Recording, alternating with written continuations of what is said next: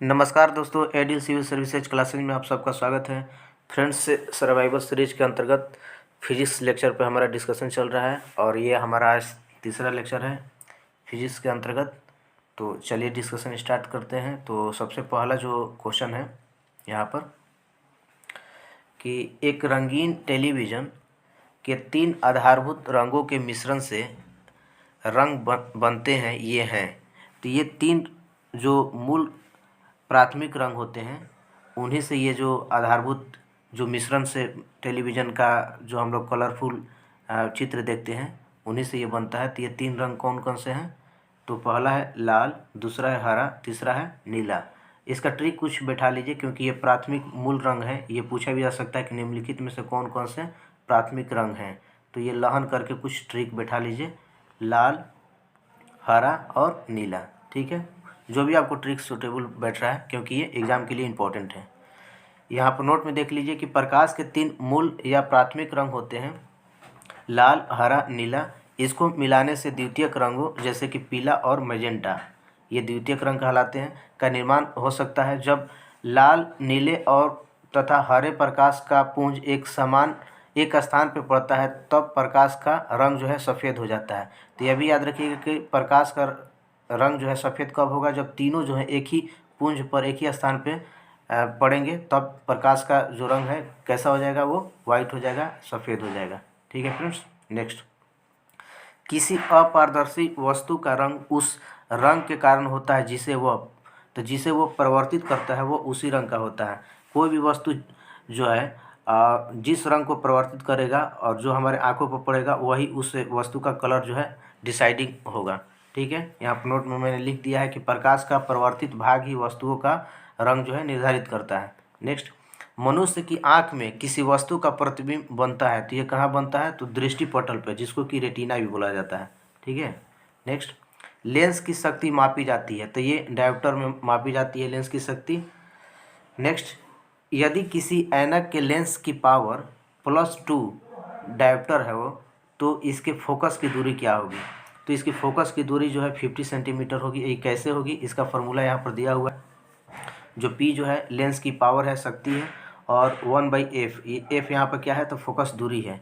तो ये जो फॉर्मूला है, आप इसको यहाँ से रिप्लेस कर लीजिए और P को यहाँ पर लाइए। तो ये जो P जो है, पावर जो दिया हुआ है, वो 2 डायोप्टर दिया हुआ है। तो इसको जो है ये मीटर में दिया हुआ है। देखिए यहाँ फॉर्मूला में क्या है? मीटर। इसको सेंटीमीटर में जब बदलिएगा तो 0.02 हो जाएगा। यही जो दशमलव जो है यहाँ से हटकर जब ऊपर जाएगा तो 00 यहाँ पर ऊपर हो जाएगा, और ये कट के कितना हो जाएगा? 50 आ जाएगा। तो ये 50 सेंटीमीटर हो गया। तो ये फॉर्मूला भी याद रखिएगा। नेक्स्ट, मानव की सामान्य स्वस्थ आँख के लिए स्पष्ट दृष्टि की न्यूनतम दूरी मानी जाती है। तो ये न्यूनतम जो दूरी है ये 25 सेंटीमीटर है। एग्जैक्ट जो डेटा है इसको याद रखिए, 25 सेंटीमीटर। नेक्स्ट, खोज बत्ती में दर्पण जो प्रयुक्त होता है वह है, तो ये नदोत्तर दर्पण होता है, और नदोत्तर ऑप्शन में दिया हुआ था, इसलिए मैंने डायरेक्ट लिखा हुआ है, क्योंकि इस टाइप के भी आपको वर्ड जो है ध्यान रखने चाहिए। ये इसी को अवतल दर्पण बोला जाता है, और इंग्लिश में इसको कनकेव दर्पण बोला जाता है, मिरर बोला जाता है। ठीक है, नोट में देख लीजिए कि कारों की हेडलाइन खोज बत्ती में प्रवर्तक के रूप में अवतल या नदोत्तर दर्पण को प्रयोग किया जाता है। नेक्स्ट, पढ़ने में काम आने वाले ग्लासेज किस प्रकार के लेंस से बनते हैं? तो ये जो है उत्तल लेंस के बने होते हैं, यानी कि कन्वेक्स लेंस का बना होता है। जो भी पढ़ने में हम लोग ग्लासेज यूज करते हैं वो किसका बना होता है? तो उत्तल लेंस का। नेक्स्ट, मायोपिया निकट दृष्टि दोष को ठीक किया जाता है, ये अवतल लेंस के द्वारा ठीक किया जाता है। और मायोपिया क्या होता है? ये निकट दृष्टि दोष से संबंधित एक बीमारी है, जिसमें पीड़ित व्यक्ति जो है निकट की वस्तु को स्पष्ट देख लेता है, किंतु एक निश्चित दूरी से अधिक दूरी पर रखी वस्तु को स्पष्ट नहीं देख पाता। यानी कि निकट दृष्टि दोष में क्या होता है कि दूर की वस्तु जो है स्पष्ट रूप से नहीं दिखाई देती है। इस दोष के निवारण के लिए व्यक्ति के चश्मे में कौन सा लेंस का यूज किया जाता है? तो अवतल लेंस। तो जब भी पूछेगा कि निकट दृष्टि दोष को दूर करने के लिए किस तरह के लेंस का यूज किया जाता है, तो अवतल लेंस का। ठीक है, नेक्स्ट, इसी तरह से दूरदृष्टि दोष में क्या होता है कि इसमें निकट की वस्तु जो है वो स्पष्ट रूप से दिखाई नहीं देगी, और इसको दूर करने के लिए किसका यूज किया जाता है? तो उत्तल लेंस का। ठीक है, एक्सप्लेनेशन में भी यहाँ पर लिखा हुआ है कि दूरदृष्टि दोष में निकट की वस्तुएं स्पष्ट नहीं दिखाई देती है जबकि दूर की वस्तुएं स्पष्ट दिखाई देती है। इसके निवारण के लिए चश्मे में उत्तल लेंस का यूज किया जाता है। नेक्स्ट, किसी व्यक्ति का पूरा प्रतिबिंब देखने के लिए समतल दर्पण की न्यूनतम ऊंचाई कितनी होनी चाहिए? तो व्यक्ति की ऊंचाई का आधा होना चाहिए। ये कंडीशन है कि जब कभी भी आपको पूरा प्रतिबिंब देखना है किसी व्यक्ति का समतल दर्पण में, तो उसकी न्यूनतम जो ऊंचाई होनी चाहिए, जितना व्यक्ति का ऊंचाई है उसका कितना होना चाहिए? आधा होना चाहिए। ठीक है। नेक्स्ट, जल में वायु का बुलबुला किसकी भांति व्यवहार करेगा? तो ये अवतल लेंस की भांति व्यवहार करेगा, कनकेव लेंस के भांति, और इसी को अपसारी लेंस भी बोला जाता है। नेक्स्ट, कौन सा रंग इंद्रधनुष के मध्य में दिखाई देता है? तो ये जो हरा रंग है ये जो है इंद्रधनुष के रंग में बीच में दिखाई देता है। और आपको मालूम है कि जब किसी प्रकाश को प्रिज्म से गुजारा जाएगा तो वो 7 रंगों का बना होता है, तो वो 7 कलर जो वहाँ पर इंडिकेशन के रूप में दिखाई देते हैं, तो उसी को यहाँ पर एक क्रम के रूप में आप देख सकते हैं। तो ये क्रम से आप याद रखिएगा। इसका क्रम है बैगनी, जामुनी, नीला, हरा, पीला, नारंगी और लाल। तो बीच का पूछा हुआ तो बीच का कौन सा हो जाएगा? हरा। और पूछेगा कि स्टार्टिंग का एकदम शुरुआत का और लास्ट का कौन सा होगा? तो शुरुआत का होगा बैगनी और लास्ट का होगा लाल। ठीक है, कुछ ट्रिक बैठा लीजिए, बैल से याद रखिएगा। ठीक है, और पूरा इसको क्रम से याद रखने के लिए बैजानी हप्पी नाला एक ट्रिक है, इसको आप याद रखिए, या आपके पास भी जो भी सुविधाजनक ट्रिक है उस ट्रिक से आप इसको याद रखिए, लेकिन क्रम से आपको याद होना चाहिए।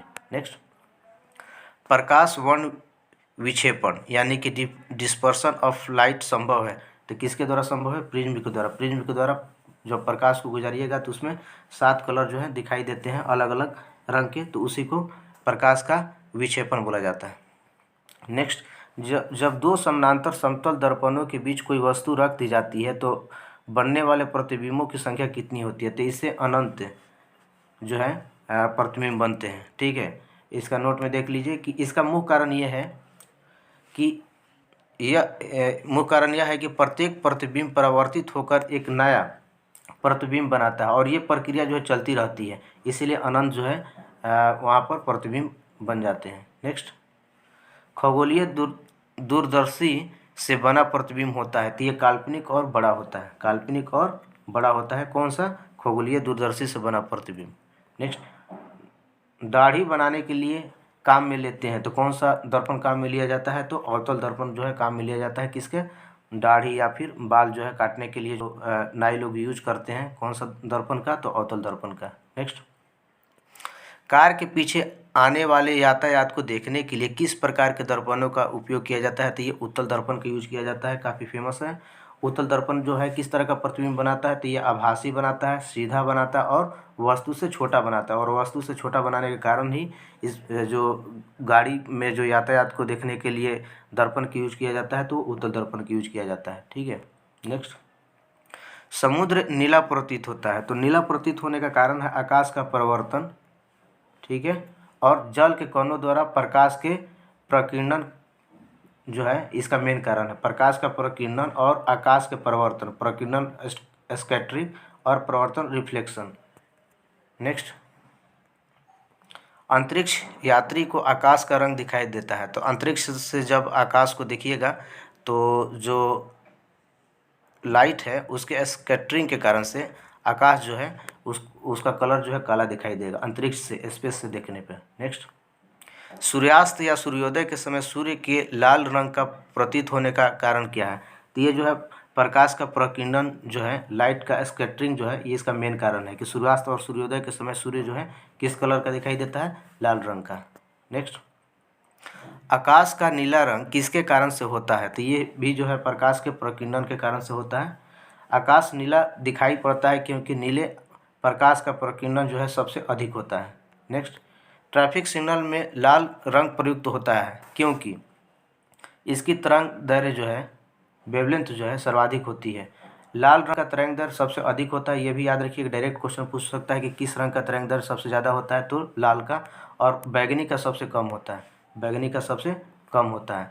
चूँकि प्रकीर्णन तरंग दैर्घ्य के व्युत्क्रमानुपाती होता है, अतः लाल रंग सबसे कम प्रकीर्णित होता है, यानी कि इसका स्कैटरिंग जो है लाल रंग का सबसे कम होता है और यह दूर से सर्वाधिक स्पष्ट दिखाई देता है। यही कारण है कि जो भी खतरा सूचक के जो चिन्ह प्रयोग किए जाते हैं वो लाल रंग का यूज किया जाता है कि ताकि लंबी दूरी तक वो दिखाई दे सके। ठीक है, नेक्स्ट, हमें वास्तविक सूर्योदय से कुछ मिनट पहले ही सूर्य दिखाई देने का कारण है। तो इसका जो मेन कारण है प्रकाश का अपवर्तन है, यानी कि रिफ्रैक्शन ऑफ लाइट। ठीक है फ्रेंड्स, तो फ्रेंड्स आज हम लोगों ने 24 क्वेश्चन का डिस्कशन किया और काफ़ी ये इंपॉर्टेंट क्वेश्चन है किसी भी एग्जाम के लिए। आप प्रीवियस ईयर उठा के देखिएगा तो मैक्सिमम यहाँ से क्वेश्चन जो है आपको मिल जाएंगे। ठीक है फ्रेंड्स, तो आज के वीडियो में इतना ही, मिलेंगे हम लोग अपने नए वीडियो में, तब तक के लिए धन्यवाद।